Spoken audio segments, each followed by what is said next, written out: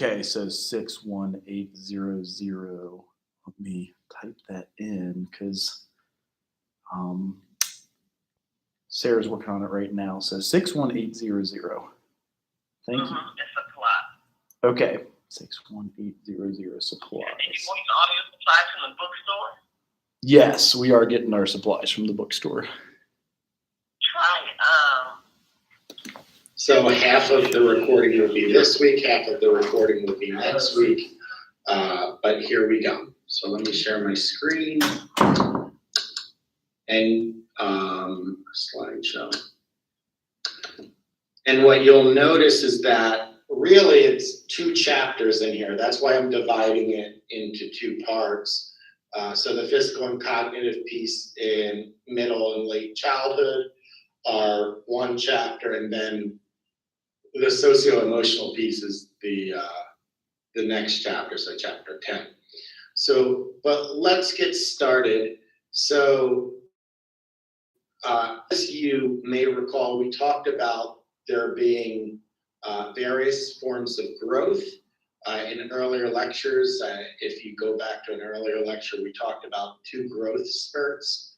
The first being in infancy, and then the second one being in adolescence. But that doesn't mean that there aren't changes that happen across time. So in middle and late childhood, which is the school age years, so we're talking about 5 years old up to puberty,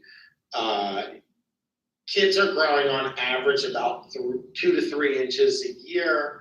They're gaining about 5 to 7 pounds a year.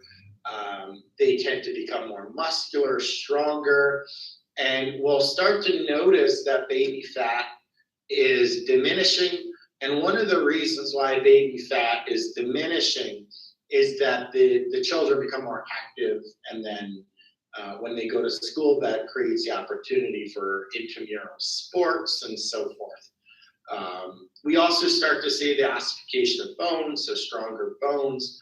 And then in terms of gender differences and muscle mass, we tend to see that boys have greater muscle mass than females or girls, and they tend to be stronger than girls.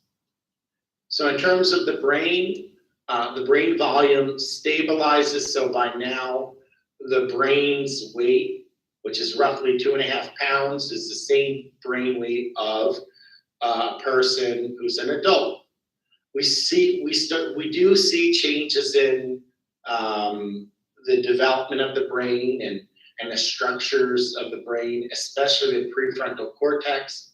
Now, if you've taken a course on biological psych or anatomy and physiology, the prefrontal cortex, which is in the frontal lobe, is responsible for executive decision making. So attention, judgment, reasoning ability, personality, and so forth. There are many things that the prefrontal cortex is responsible for. We also see that the cortex thickens, and we see that there is a shift in functioning in neurons. Some neurons become more active, some neurons become less active.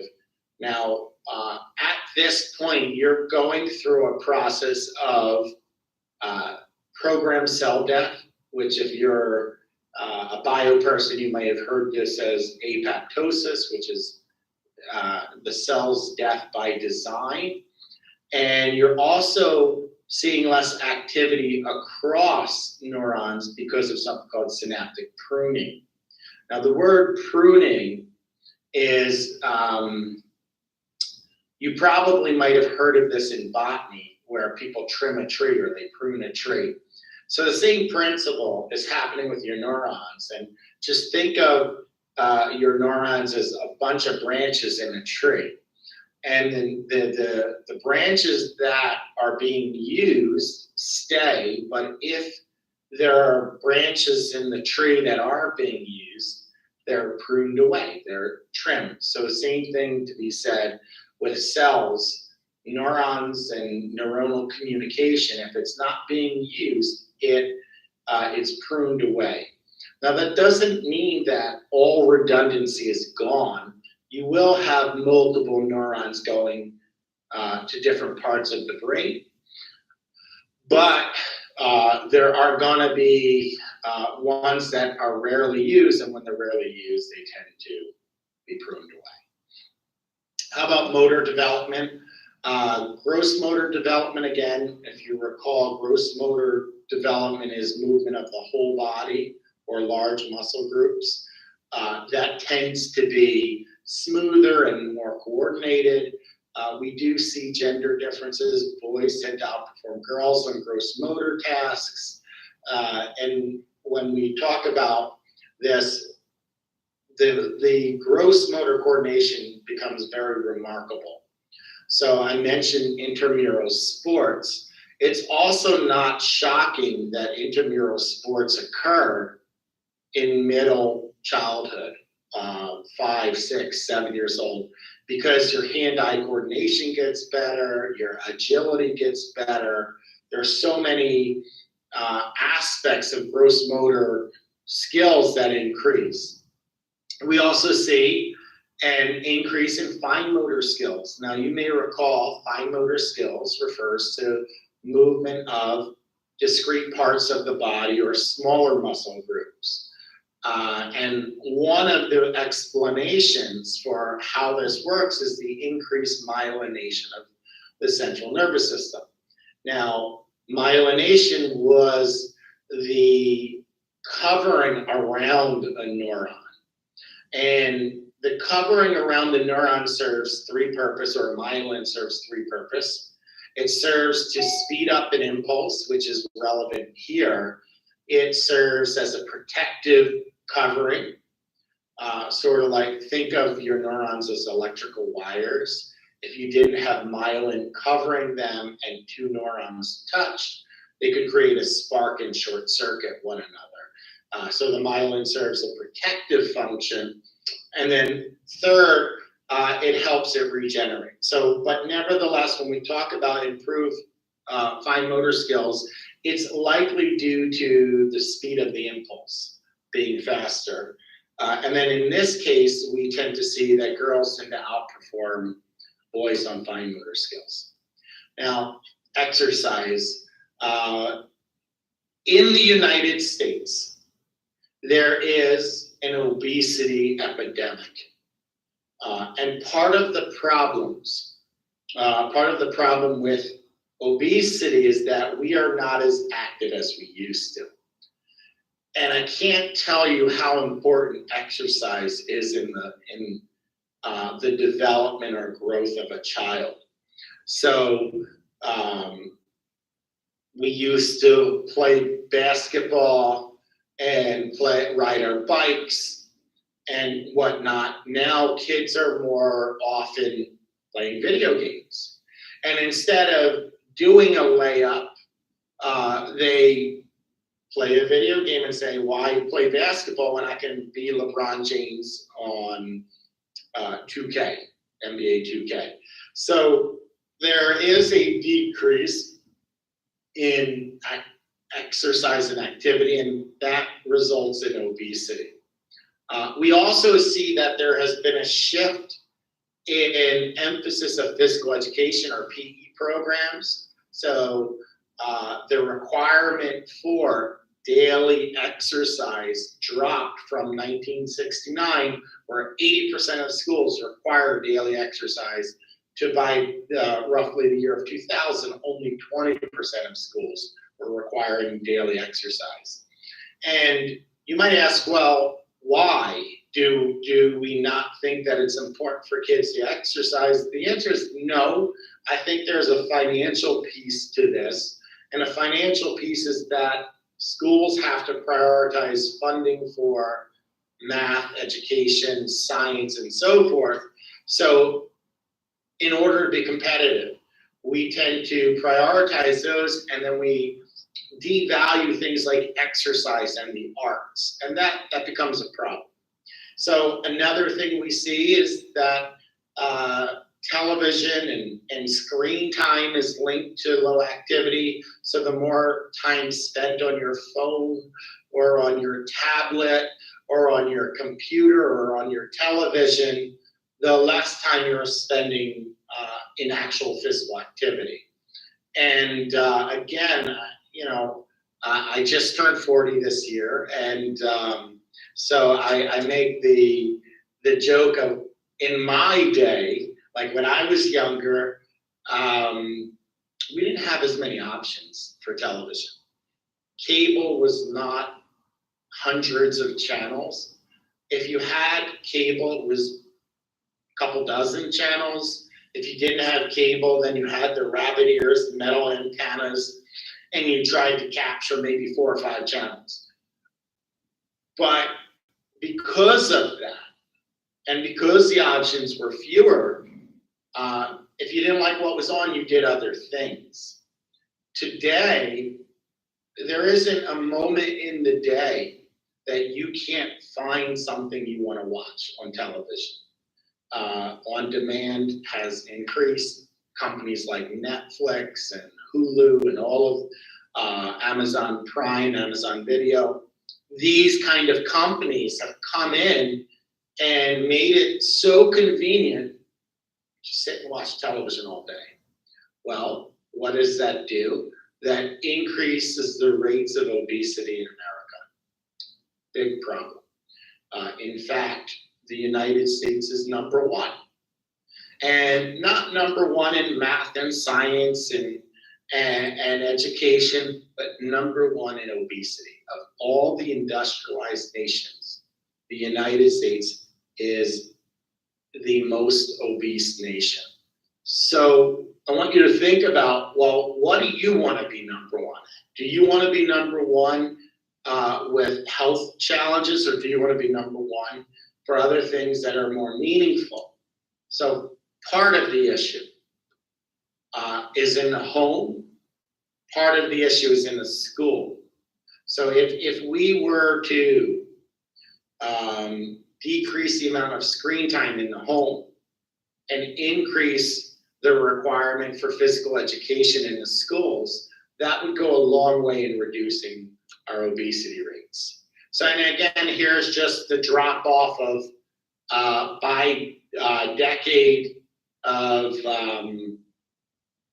the priorities of physical education and requirement for daily activity.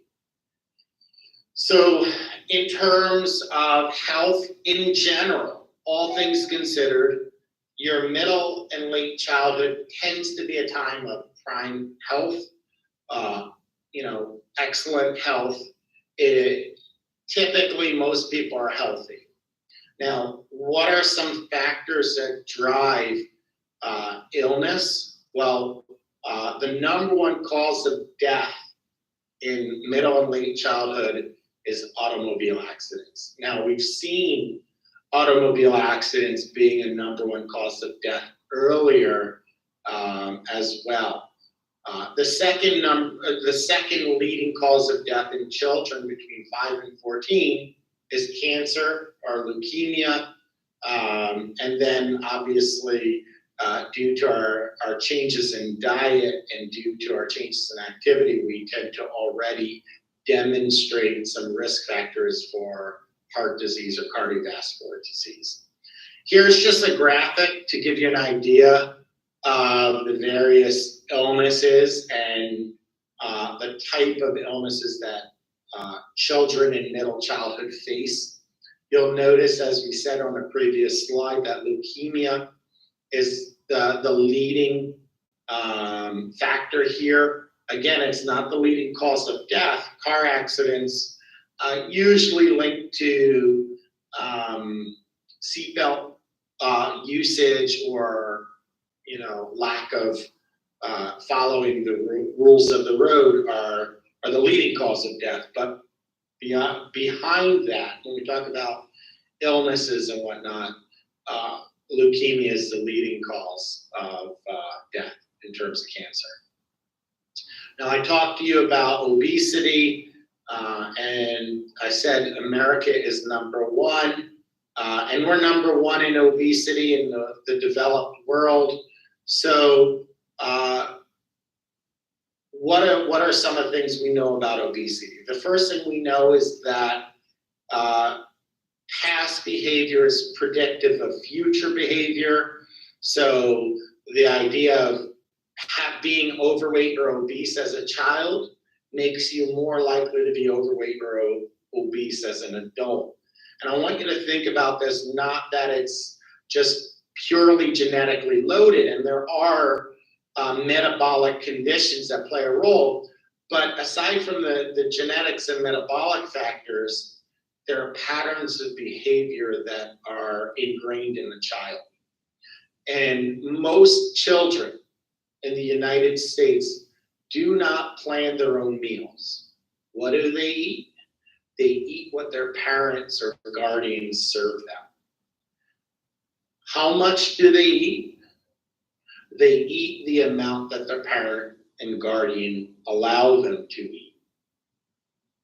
The focus on the types of food they eat is dependent on the kind of food their parent or guardian brings into the house. So you get this theme that parents play an incredible role in the nutrition of their children very early. So if you set bad eating habits early, they're going to persist into adolescence and adulthood, which is why being overweight or obese as a child predisposes you to be overweight or obese as an adult. We tend to see that girls are more likely to be overweight than boys. Now, in terms of diet, so we do see that there is a change of diet, and this is one factor that plays a role in the increased obesity rates. Fast food on the go. It's not uncommon for both parents and children to be grab and go. So if you have, and I know this is less relatable today because of COVID, but if you have a parent who's rushing off to work and their child has to go to school, you might do a drive-through at McDonald's to grab food. And well, what's the child eat? Whatever you buy them. So fast food, processed food, things of that nature are responsible, or one of the factors responsible for increased obesity rates. There are parts of the world that don't struggle with obesity like the United States. So if you go to many European nations, they eat very differently. So if you think of the Mediterranean diet puts more of an emphasis on fish, poultry over red meat, puts more of an emphasis on a balance of vegetables rather than carbs. And carbs are important. Carbs, protein, fat, they're all important, but we put more of an emphasis on carbs, whereas they put more of an emphasis on the protein and the healthy fats. So that's one thing. And then portion size, right? So we don't do a good job with our portion size. So if you look at the back of a nutrition fact of a bag of potato chips or whatever, it will say based on a daily caloric intake of 2,000 calories. Well, one of the problems with that is that many Americans aren't active enough to eat 2,000 calories and remain at a healthy weight. So I'll never forget, I went to Switzerland and I was looking for a kosher restaurant, and they had one kosher restaurant in Zurich. And I said, I'm on vacation and I'm going to treat myself to a nice meal. So I decided I'm going to treat myself to steak. And so I go to this kosher restaurant and I order steak with a side of potatoes and asparagus. And they came back with a piece of steak that was a small medallion like that. Well, guess what? That was 4 ounces. Believe it or not, 4 ounces is a proper portion of steak. Many places, if you go to steakhouses in the United States, you might be able to order a porterhouse steak at 32 ounces. There's no need for us to be eating 32 ounces of steak. So in addition to our diet not prioritizing, healthy fats and balancing our plates a little bit better, our portion sizes are out of whack. If you go to Dunkin' Donuts, again, I'm picking a little bit on fast food because it tells a story. If you go to Dunkin' Donuts and you order a muffin at Dunkin' Donuts is the size of a softball. But that's not really one portion. That muffin is likely 4 or 5 portions. If you've ever gone and seen the mini muffins that are about 100 calories, that is a portion. That is an expected portion. So long story short is that, well, why are children in the United States increasingly overweight and obese? Our diet plays a role, exercise plays a role, portion control plays a role. But we might say, well, it's not a big deal. What's the big deal if our kids are overweight? Just let kids be kids, let them eat whatever they want, and that's fine. Well, if you look at the bottom of the slide, there's a problem because obesity is linked to many health problems, such as pulmonary problems, childhood diabetes, high blood pressure.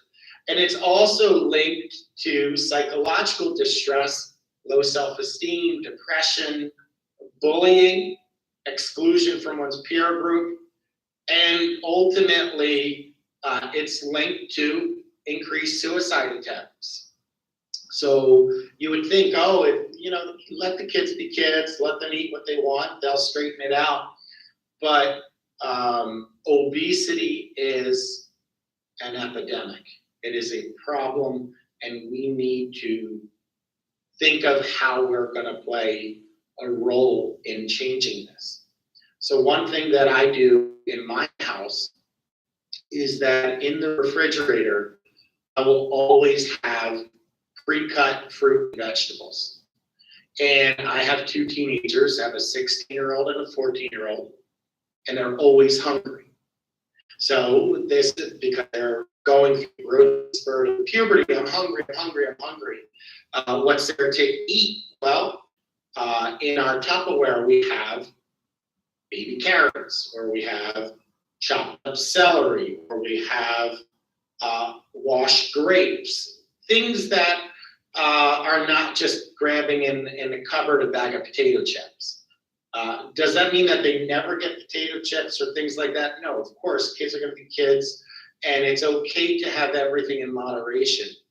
But if you don't bring healthy options into your home, then you're just setting your kids up for failure, because they will eat whatever you condition them to eat.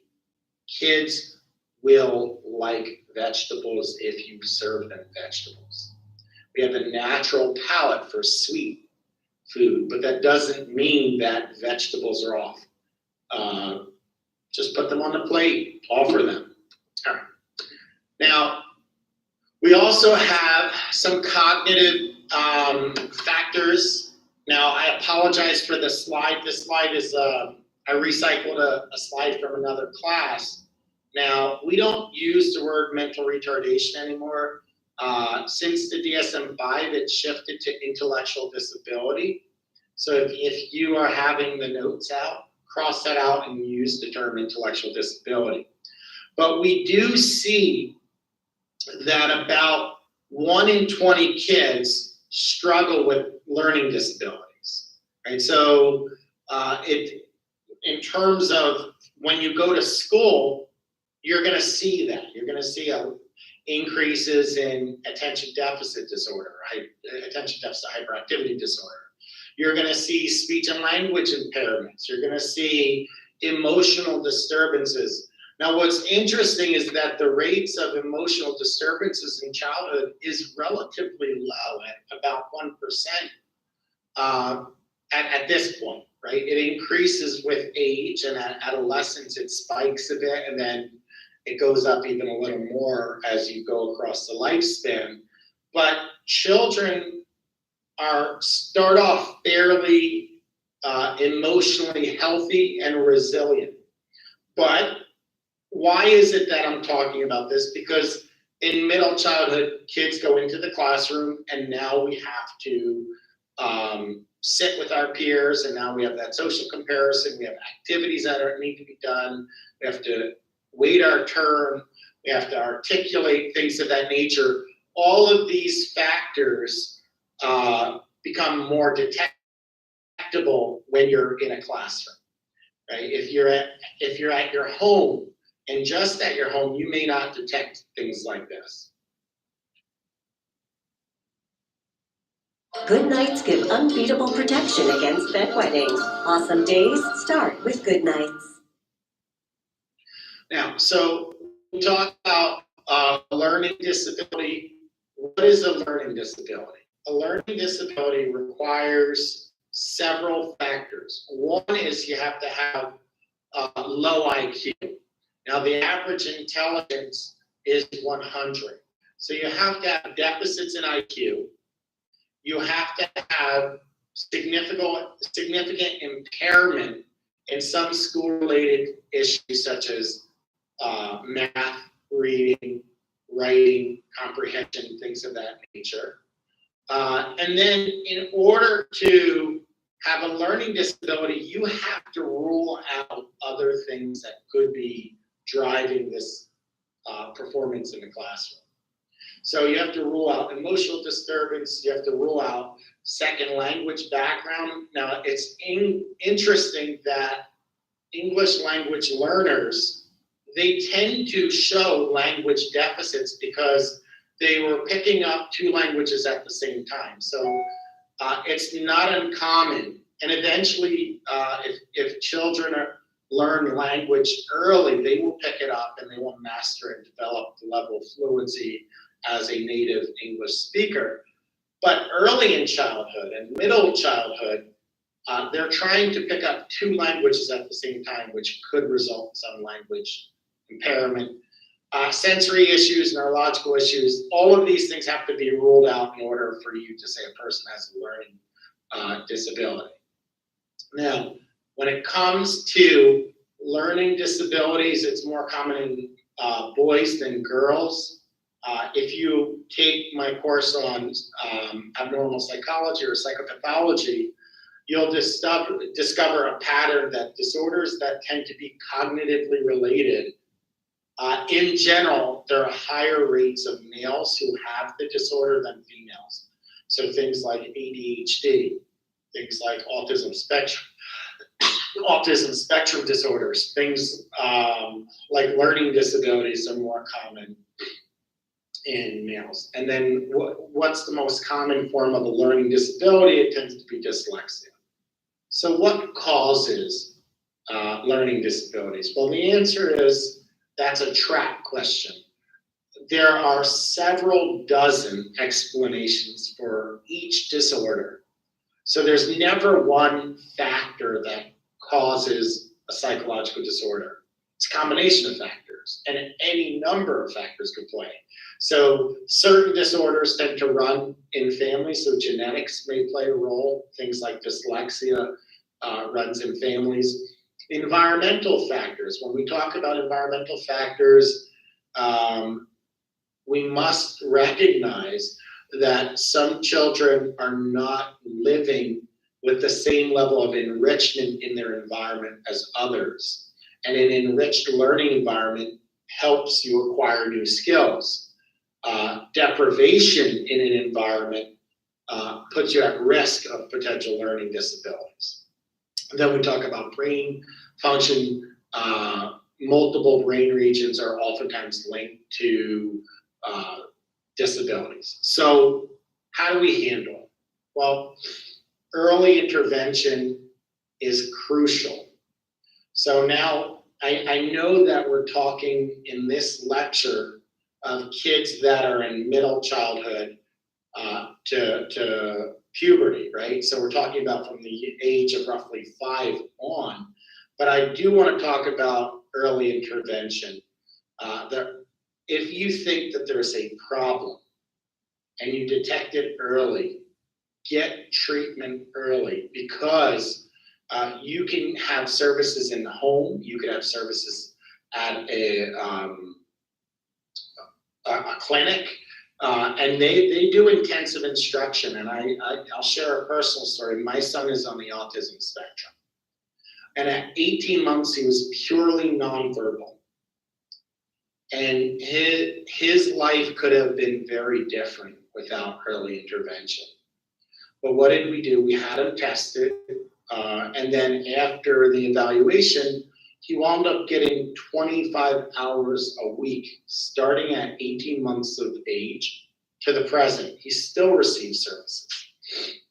But what are these services? Well, they have speech services, they have physical therapy, they have occupational therapy, they have special education services, and it requires a very focused, intensive instruction to address the problem. Saying, oh, it'll just go away, or oh, there's nothing wrong, that's not helpful to the child, because it just, the longer you let it go, the worse the outcomes will be. So we talk about ADHD. ADHD stands for Attention Deficit Hyperactivity Disorder. Now, again, if you were in my course on psychopathology, I would tell you that there are 3 subtypes of ADHD. ADHD an attentive subtype, ADHD hyperactive subtype, and an ADHD combined subtype. Now, there are 9 features of inattention. There are 9 features of hyperactivity and impulsivity that go together. You need 6 out of 9 of the criteria to be present in order to get a diagnosis of ADHD. Now, what we have found is that through time, the number of children diagnosed with ADHD has increased. So the question is, well, why are the number of people with ADHD increasing? Well, there are many factors. One is that there are a lot of intervention groups that have taken the effort to do parent education. So the taboo around mental illness or learning disabilities has decreased. Our detection has increased. And then it's possible that there are some other factors, environmental factors at play as well. But so we do see an increase in number of children diagnosed with ADHD. And give me 1 second to talk about the possible causes. So what are some factors that play a role in the development of ADHD? Well, once again, genetics play a role, brain damage, cigarette and alcohol exposure. So if you go back to lecture 2, when we talked about prenatal development, we talked about teratogens. And when I talked about teratogens, I said that it was any harmful environmental agent that could influence the development of the child. Well, cigarette and alcohol exposure go into the bloodstream and can affect the development of a child. And you may not see the impact of cigarette, alcohol, or drug abuse till later points, until the child's in the classroom and they're underperforming relative to their peers. So they have lower IQ, or they have ADHD, learning disorders.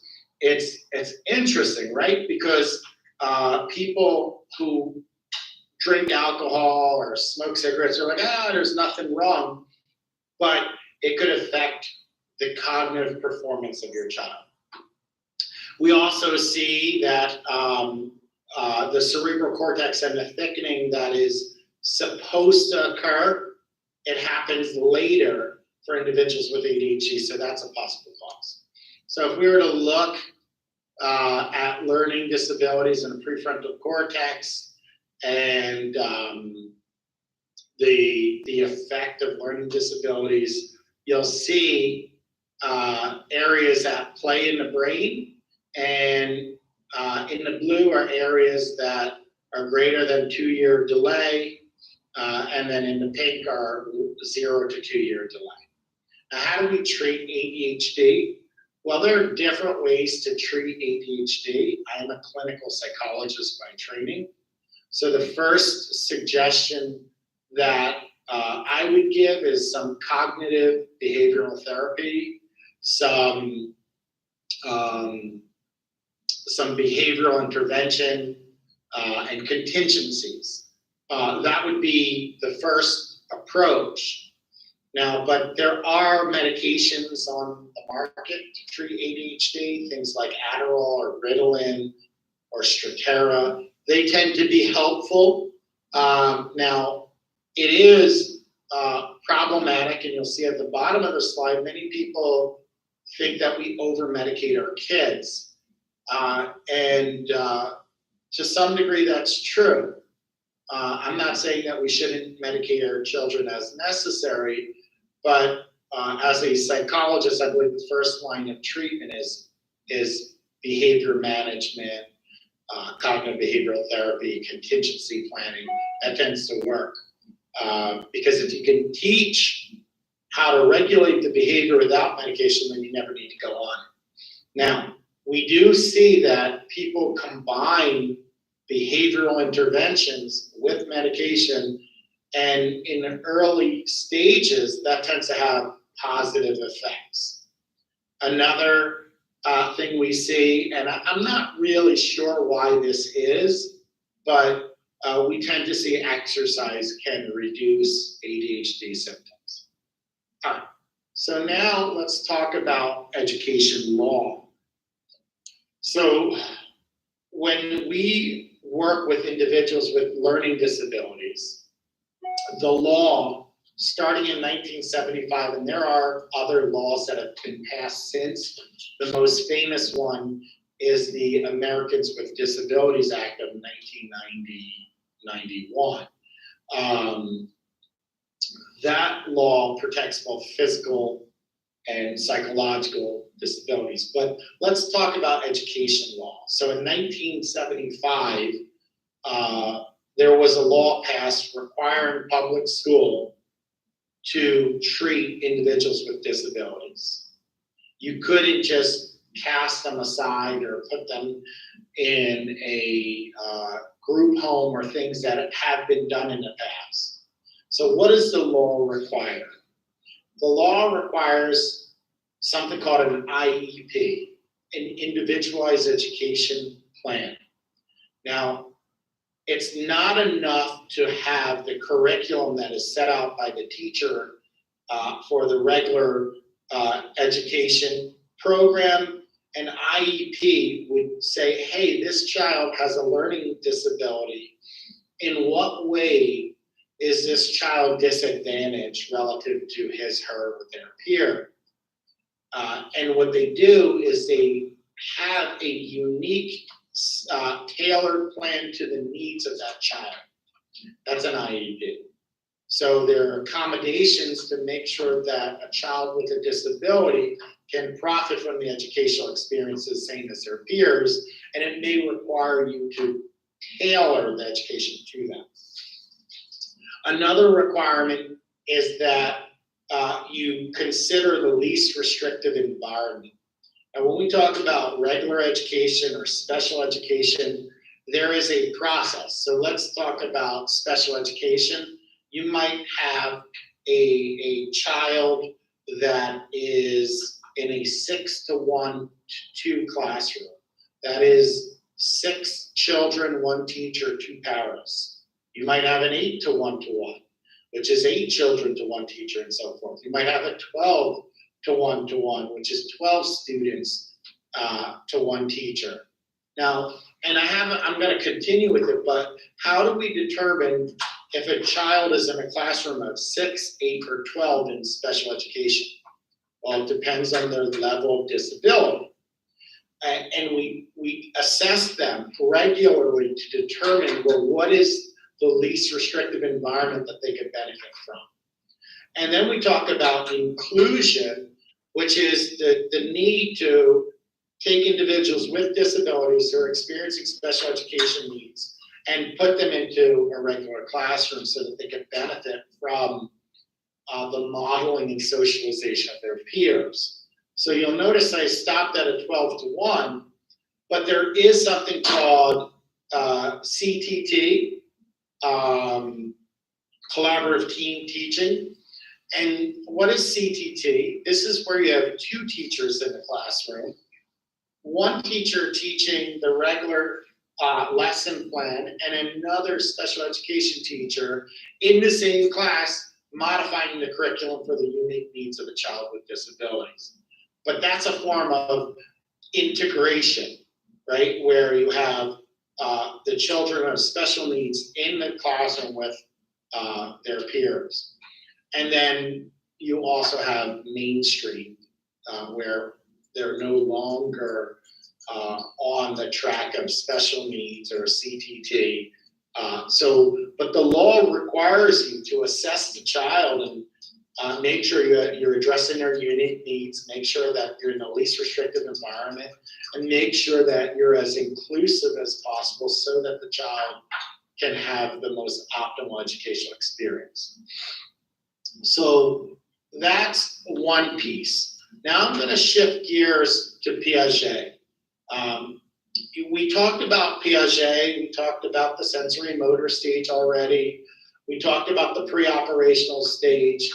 At this point in the semester, we're now in middle childhood, so now we're talking about the concrete operational stage. Now, you may recall from earlier lectures, the term operations or operational refers to logical thinking. So in a previous lesson on Piaget, we were talking about pre-operational thought, which means that from about 2 to 6 or 7, we're looking at a child that is pre-logical thinking. But by around 6 or 7 years old, the child starts to develop the basic rules of logic. Now, what don't they have? They still lack abstract reasoning. They still lack the ability to think in the theoretical or philosophical. But the tangible things, the basic aspects of logic they have. And I always like to talk about math and what kind of mathematics children learn in elementary school. Well, you learn addition, you learn subtraction, multiplication, division, fractions, decimals, things of that nature. And you might say, well, why is it that children start with that? Well, every one of those form of mathematics can be proven through tangible, concrete means. So if you were to ask a child, what is 3 plus 3? Well, you could teach that child that 3 plus 3 is 6 by memory, or you can do it in a very tangible way and ask them to go in the candy tray and take out 3 M&Ms, and then line those 3 M&Ms up. And then you say, I want you to add 3 more. And then they go in a candy tray, and then they take 3 more. And then after they do that, you can ask them, well, I'd like you to count all the M&Ms on the table. And they could point and touch each one, and they could physically demonstrate that 3 plus 3 equals 6. It's very concrete. Multiplication is the same thing. Well, let's say we did 3 times 4. Well, you can teach a child that all that is rows and columns. Do 3 rows of 4 and put candy 3 rows of 4, and then count the total number of M&Ms. Long story short, when we talk about mathematics and logic, In elementary school, in the concrete operational stage, it's very tangible. It's not abstract at all. What kind of mathematics do you learn in high school and middle school? That's when you learn algebra and trigonometry and calculus. And that's when you have to start to think on a more theoretical level. For example, x squared equals 9. And now you have a child trying to conceptualize, and I'll talk more about this when we get to adolescence, but now you have a child trying to conceptualize that a letter or a symbol means a number, right? So that's a little bit beyond the capability of children at this point on average. By the way, the answer to x squared equals 9 is, drum roll please, 3 or -3. Most people default to 3, but a negative times a negative is also a positive. So that's also an abstract principle.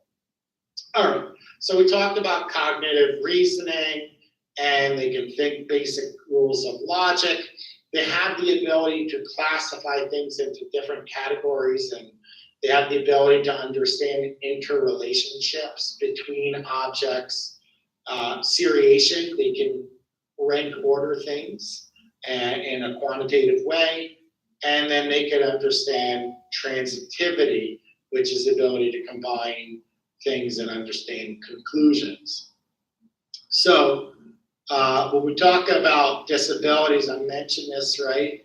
So on the left, you have the percentage of children, US students with disabilities receiving special services, right? And then on the x-axis, you have, well, what percent of the day are they in a general education classroom? And you'll notice that the vast majority of people are in regular education. Now, in terms of evaluating Piaget and concrete operational thought, let's start to think about it. Piaget is a staged theorist. So he believed that you have these bursts of development and then insight and so forth. And then once you have that, you're transformed or shifted to a new way of thinking.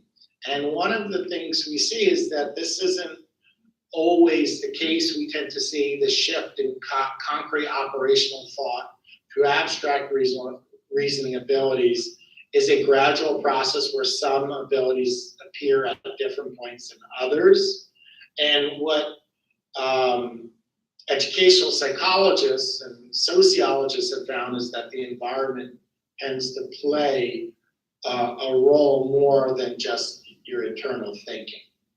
So neo-Piagetians, what do they say? Well, he got some things right, he didn't get it entirely right, so his theory needs to be updated, and they tend to put more emphasis on attention, memory, and strategy. So let's talk a little bit about memory. So there are different types of memory. There's sensory memory, there's short-term memory, and there's long-term memory. So sensory memory is just something that activates one of your senses. You determine whether it's important or not, and it gets moved through the memory process to short-term memory. Now, short-term memory is referred to as short-term because it's only held there for seconds to minutes, if not transferred to long-term memory. So it's limited in time and it's limited in capacity. And then we have long-term memory. Long-term memory is sort of like the cloud. It's an infinite storehouse that you could just put whatever is there and it stays there. Well, what we see in middle and late childhood is that long-term memory tends to increase. We tend to see that people have the ability to apply their memory in a more beneficial way. So how they interpret and organize and represent information is more sophisticated. We tend to see that how people solve problems becomes more sophisticated. And then we also tend to see that memory is advanced because you have more experience with an issue through time. So let's talk about important strategies or factors. Right? So one factor to help memory is to create mental images. So when I tell stories or give examples, I'm trying to create mental imagery.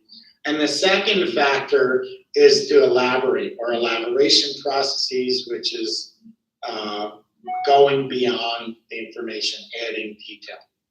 Now, what's interesting is that there's a idea that we don't remember verbatim. So if I were to ask you, tell me about the last movie you watched, and you could tell me about the movie you watched and give me a good summary of the movie. But if I ask you, well, what happened in minute 52, you're not going to be able to do that, right? Most people can't do that because we don't remember verbatim.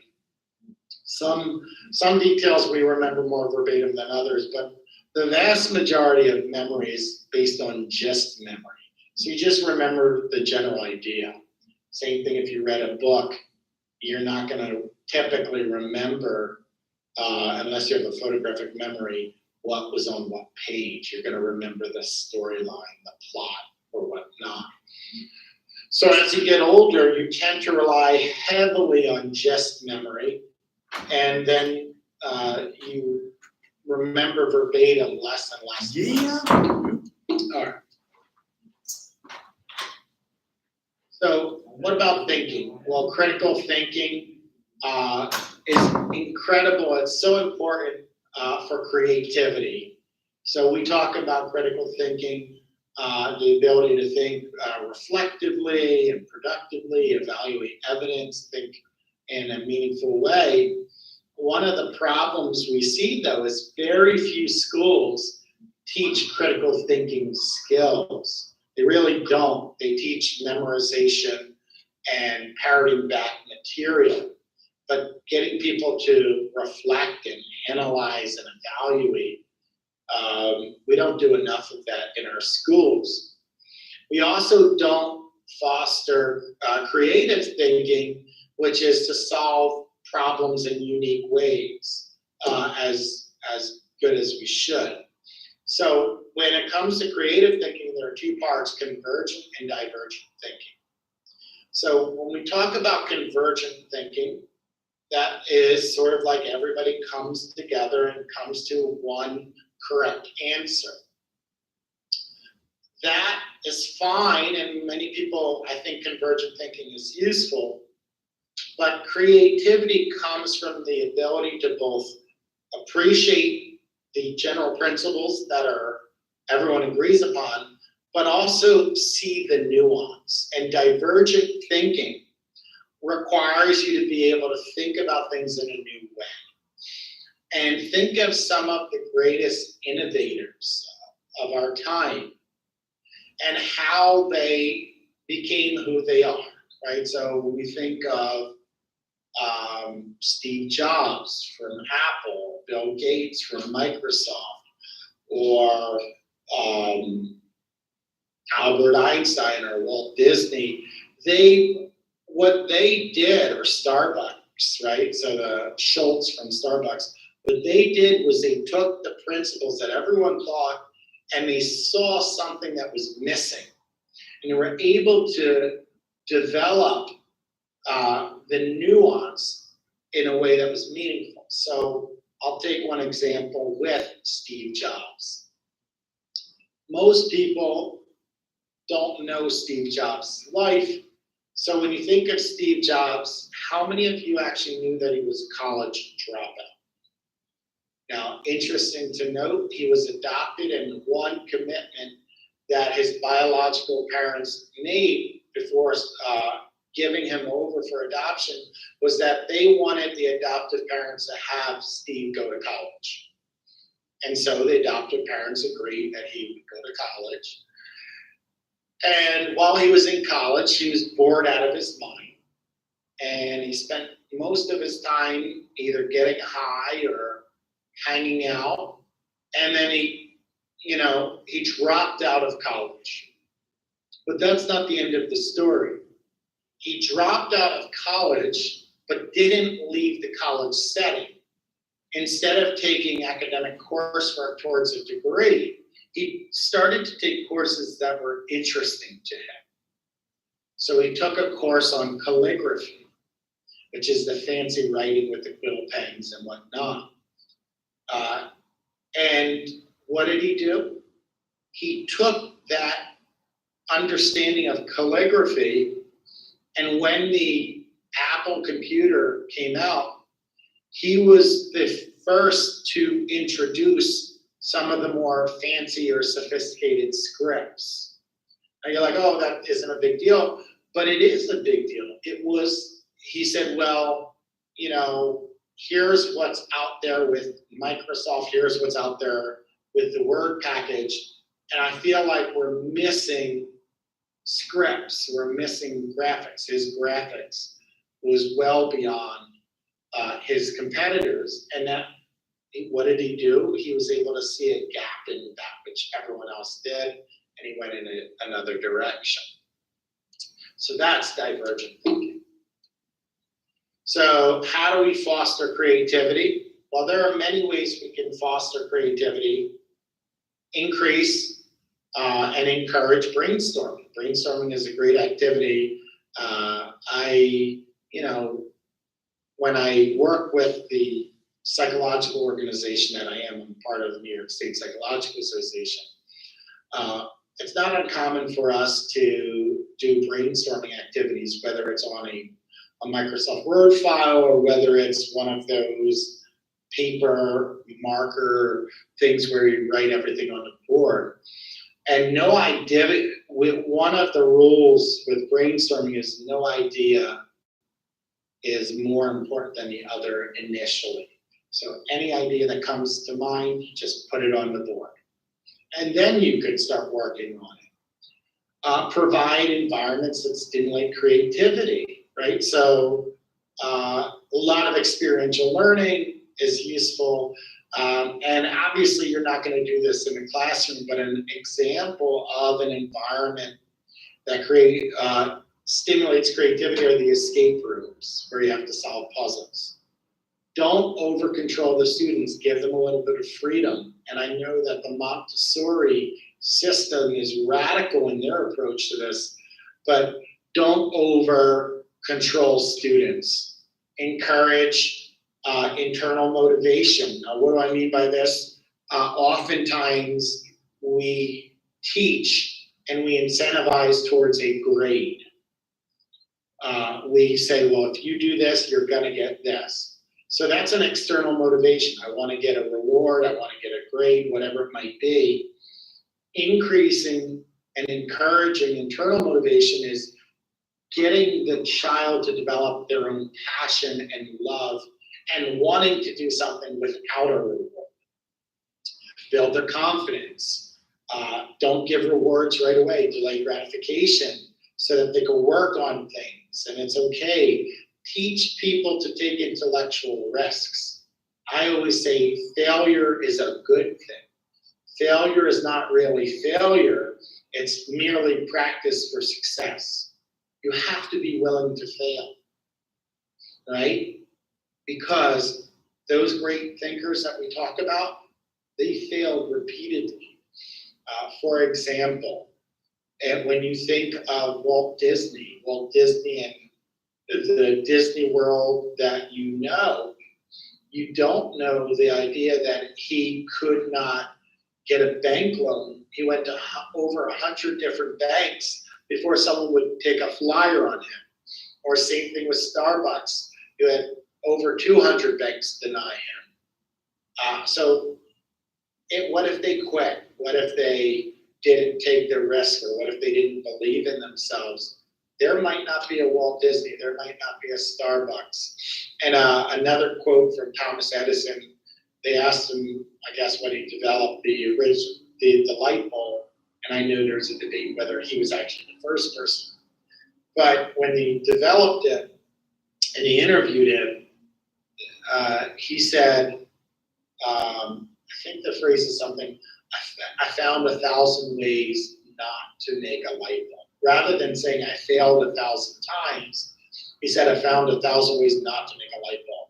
Because that's the mindset. You have to be willing to stick at things, take risks, and introduce people to other creative people, right? Because that becomes a think tank, and a lot of inspiration comes from that. So that's part of it. Now, when we talk about how children think from the form of science, they tend to ask fundamental questions about reality. Here's where you start to get questions about nature, why are plants green, or what makes them green, and now we're in the fall, why do leaves turn red, so things like that. They also put more emphasis on causal mechanisms, and as adults we know that there's rarely one causal factor. There are many factors that drive things, but they look for, well, what happened and caused this? Very concrete. And then try and shift them, because originally they focus on chance events or random events rather than overall pattern. So you want to help them get through that and look at the overall patterns. And many times they stick to theories, even though there's counter evidence. So we want to get them to challenge general theories. Now, metacognition. The word meta means to do the process to itself. So if we were in a psychopathology course and we talked about anxiety, you would have meta worry. Well, what is a meta worry? That is doing the process to itself. That would be worrying about worry. If you were in a statistics class or a research methods class, you might hear the term meta-analysis. So meta-analysis is doing a second analysis of other analyses. So a meta-analysis, we take all the studies that were done on a topic and do a larger statistical analysis to see what the trends really are on a bigger picture. So metacognition is cognition about cognition, or thinking about thinking. And meta-memory is working on knowledge about memory. So we have a way of thinking about our memories starting at about 5 or 6. Now, we don't fully understand it, but we start. So you might start to have dialogues about dreams, right? Because you remember some of your dreams, not all of them. And you might say, well, why do you think you dreamt that? Well, that's a meta memory. Start thinking about why you dreamt it. And more often than not, it has what to do with what you experienced during the day. Now, another thing we talk about is intelligence. Intelligence is your ability to learn and adapt to everyday life experiences. And we recognize that there are individual differences in intelligence. So when we compare across people, we know that if you have 20 kids and you give them an IQ test, you're likely going to have 20 different IQ scores. Now, what's important to understand is that IQ, the average, the midpoint of intelligence is 100. The standard deviation is 15 or 16, depending on the test you're using. But it is a bell-shaped curve. So we recognize that most people fall in the middle of the distribution. And then as you become super gifted or a genius, there are fewer and fewer number of people who meet that criteria. As you go to the other extreme, there are fewer and fewer number of people who have an intellectual disability, right? Now, but we do have tests to determine intelligence. The first test is the Binet test. Now, it's referred to as the Stanford Binet test because Alfred Binet originally worked on at France trying to classify kids who could benefit from regular education, who needed special education. But afterwards, this test was brought to the United States, brought to Stanford University. There was a professor by the name of Lewis Terman who reconfigured the test as an IQ test with an American sample. So today we refer to it as the Stanford Binet test. Now, but the original purpose of the Binet test was to separate out kids who had learning disabilities from those who didn't. So what do you get from these tests? You get a mental age. The original conceptualization from Alfred Binet was you get a mental age. Now, what is a mental age? That's a child's performance on the test. Well, what age would that be? So you can have a child who's based on their birthday, his chronological age is 6 years old. But when they take the test, the IQ test, they perform at an 8-year-old level. So they overperform. Well, you could figure out what their IQ is by doing a formula. I think it's called Stern's formula for IQ, which is MA divided by CA times 100. So if you wanted to know this child, their mental age was 8 divided by their chronological age, which was 6. So 8 6 is 1.33 times 100. That would give you an IQ of 133, which would actually make that child a genius. But that's the first test. So as I mentioned, we have the Stanford Binet. That's when Lewis Terman brings it.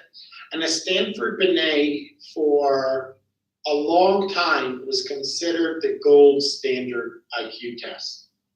Well, then comes David Wexler, who creates the Wexler scales, and he has different versions. The hbse, which is for preschool age, which is from 2 to roughly 7 years old or 6 years old, 11 months. The WISC, which is for school age children, which is 6 years old to 16 years old. And then the WACE, which is 16 plus for adults. So one of the things that the Wexler test did that was powerful was it subdivided tests based on ages so that you wouldn't have to maximize the test in order to get an appropriate IQ for, let's say, the Stanford Binet. Now, I will say that each of these tests have their strengths and weaknesses. One weakness of the Wexler test is that the floor, which is the lowest IQ that you can detect, is not as low as the Stanford Binet. So if you're doing testing of people with intellectual disabilities and you want to measure severe intellectual disability, you probably want to use the Stanford Binet over the Wexler scale. And so that's just one example. Now, both the Stanford Binet and Wexler scale have some cultural issues. Anytime you're dealing with language and vocabulary and history and things like that, you're going to have some cultural biases. So understand that. There are culture-free intelligence tests, which are just like pattern perception, matrix reasoning, and whatnot.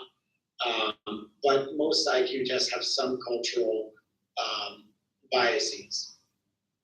Now, I said that the Stanford Binet is on a bell curve. Now, you'll notice with the Stanford Binet, the average IQ is 100. Standard deviation is 15. So in order to have an intellectual disability, you have to be 2 or more standard deviations below the mean. So in order to have an intellectual disability, you have to have an IQ 70 or lower. And in order to be considered a genius, you have to have a minimum of 2 standard deviations above the mean or higher, which would be 130. So what percent of people are geniuses? About 2%. What percentage of people have an intellectual disability? About 2%. What about the rest of the population? We tend to fall somewhere in the middle. So just to give you examples, this picture shows you different kinds of verbal and nonverbal subscales. Again, the verbal scales have cultural biases. So if you ask similarities questions, in what ways are a lion and a tiger alike? Well, that assumes that the child has some experience with a lion and a tiger, and what happens if a child doesn't have access to books or television? They may not have that answer as readily. So comprehension, this is all about judgment and decision making. What's the advantage of keeping money in a bank, right? So what if a person has low income and they cannot afford to keep money in the bank because they have to, pay bills? There's an issue. So nonverbal scales, an example is block design, where you give them a pattern, you give them blocks that are shaded in different colors, and you ask them to reproduce that pattern. And oftentimes this is related to spatial awareness in the brain. So there are different theories of intelligence, right? So Sternberg's triarchical theory of intelligence says that we have three different kinds of intelligence. There's analytical intelligence, that's the more of the scholastic person who can crunch numbers, come to decision-making, judgment, things like that. That's your traditional intelligence, is the analytical intelligence. But there are other forms of intelligence, according to Sternberg. There's creative intelligence, so this is more about being able to come up with novel ideas or novelty.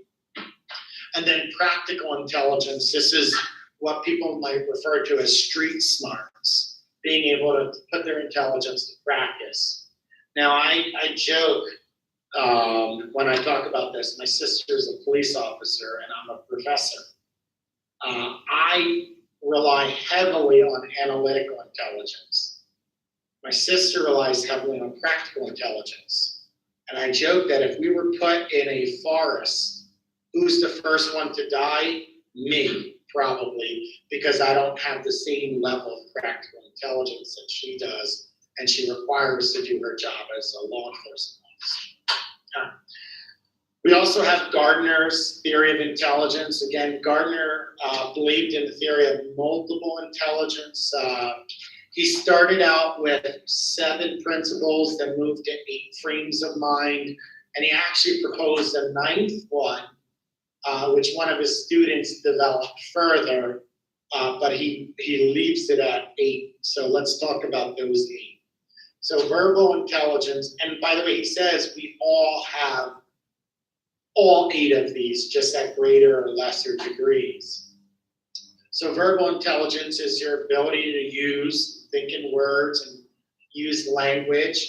So if we were to think of types of professions that require high levels of verbal ability, you might think of a writer, a poet, a journalist, and so forth.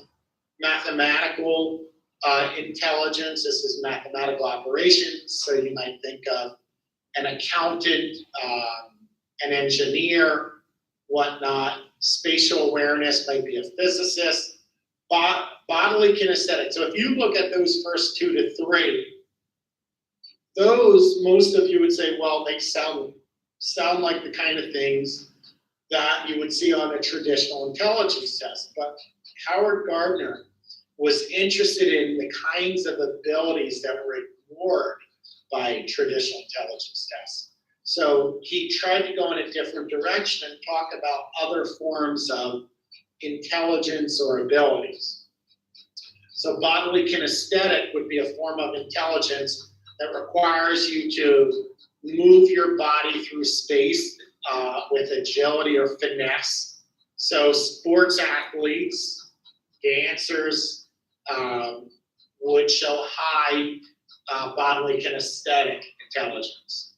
Musical intelligence, so these are songwriters, lyricists, composers, Interpersonal intelligence, this might be a salesperson who knows how to interact well with others.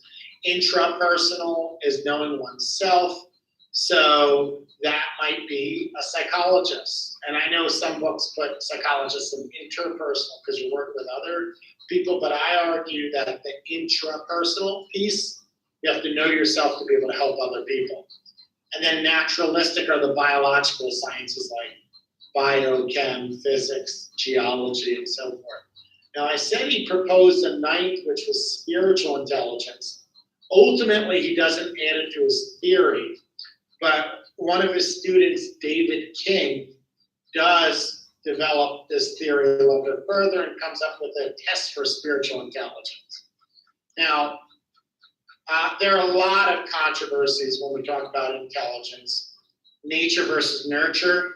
So are people genetically more intelligent than others?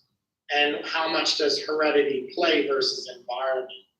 So researchers today argue that it's a 50-50 split roughly between genetics and environment.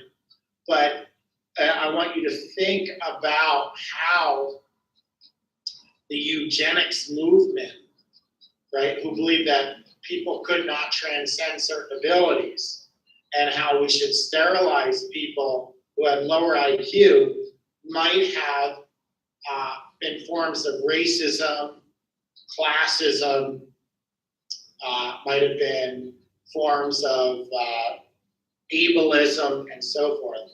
Because what we found now is that the environment plays a significant role, right? So if you have more exposure to education, you tend to do better on IQ tests. Another thing we tend to see is the Flynn effect, right? So one thing we see is that each generation tends to do better than the previous. So across the world, right? So we tend to do better than our parents and than our grandparents. Well, that can't be, right? So we also see that the bell curve has some racial and cultural biases, and people have misused it in many ways. Now, so let's think about Gardner and what he said. Well, what is the benefits of suggesting that we have multiple intelligence? Well, in some ways, it got you to think about the uniqueness of each child and each child's competency. Another thing it did was it forced teachers to teach to multiple aspects of learning. And it also got us to evaluate intelligence and the classroom learning experience. Now, what are some of the drawbacks or criticisms? Much of Gardner's work has not been fully supported. Much of his work, we say, might be abilities or skills, but they're not in separate intelligences. They're not differentiated enough from one another to say that it's just one. So for example, let's take the engineer. An engineer needs to have mathematical abilities. They also need to have spatial abilities. They also have to have clear verbal abilities. So you're going to rely on multiple aspects of the theory to come out with that outcome, so they're not independent enough to be separate intelligence. So let's talk about nature and nurture. Genetics plays about 0.75%. So now I do want to talk to you about how genetics play a role. So if we were to take our calculator and we do 0.75 and multiply that by itself,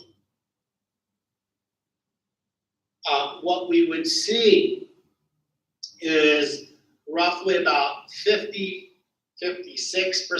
is due to genetics. So it's a split, right? So why did I multiply 0.75 by itself?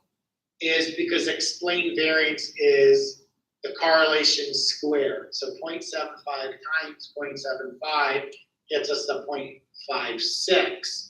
And then you multiply that by 100, so it's about 56%. Well, if 56% is due to heredity and genetics, what's the other 44%? Clearly, it's the environment. And what we see with heredity, it's only as good as the analysis, and we tend to see that the more genetically similar you are, the better you do, or more similar you do, better yet. But we also tend to see your environment tends to be more similar.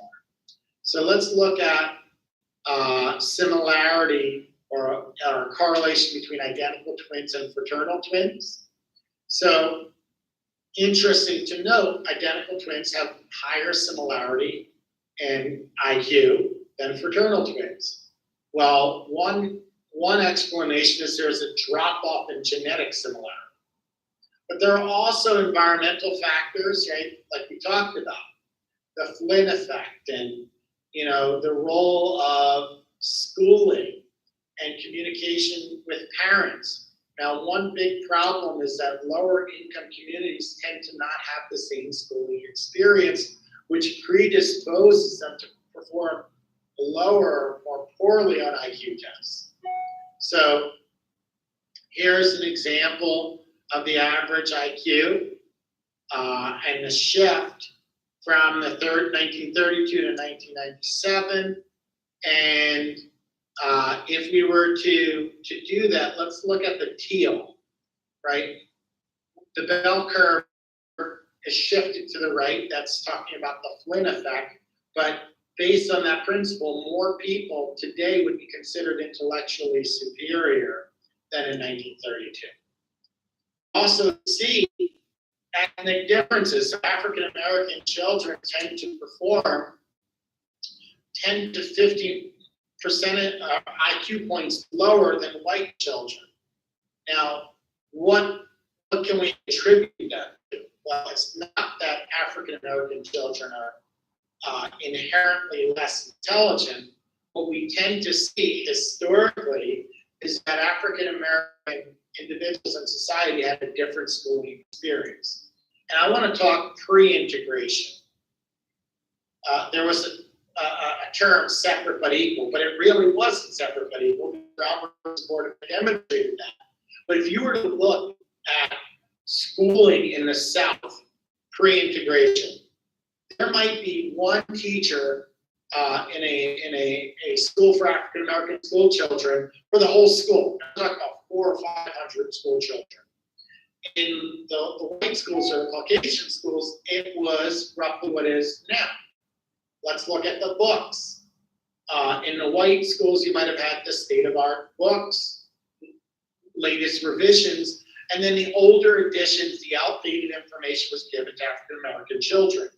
Now, what's that going to do to the IQ scores? Couple that with, let's go post-integration. Well, the public school system and the amount of money that goes into the school system depends on taxpayer dollars.